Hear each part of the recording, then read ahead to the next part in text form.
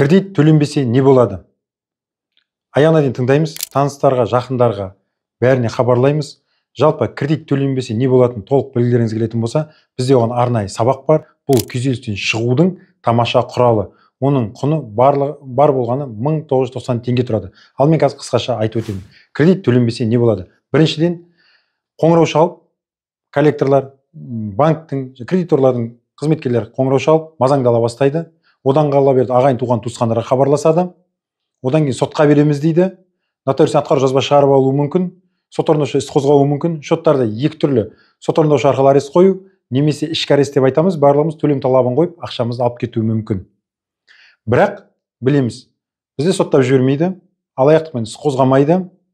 Қатты уайымдаудың қажеті жоқ. Мұның өзінің шешімдері бар. Қоңырау шалып мазаны ала бастаса, олардың әрекеттеріне шағымданып, банктың өзіне, қаржыны реттеу агенттігіне жүгінуге болады. Ал енді келесі мәселе, егерде мүмкіндік болатын болса, график жасап, арыз жазып, мәселені шешіп алуға болады. Одан болмайтын болса, сотқа берген күтеміз. Сотқа бергенде де қорқатын еш нәрсе жоқ. Соттың шеңберінде де медиациялық келісіммен мәселені шешуге болады. Медиация дегеніміз не? Медиациялық келісім қалай жасалады? Сотқа бергенде не болады? Мінекей осының барлығы сабақта айтылған.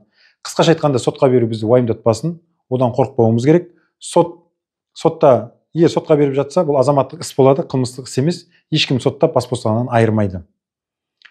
Енді жаңағы жалпы осындай жағдайда мүмкіндік жоқ, қарызға кіріп кеттім дейтін болса, бізде қазір тамаша мүмкіндіктер бар. Жеке тұлғалардың банкроттығы деген, немесе кредитті 5 жылға шегерту, төлем қабілетін қалпына келтіру. Мінекей осылардың барлығын қолдануға мүмкіндіктеріңіз бар. Сонымен жалпы кредит төленбеген кезде қоңырау шалу басталады, мазаны алады, шоттар арестке қойылады, сотқа беруі мүмкін, біз одан қорықпаймыз деп айттық.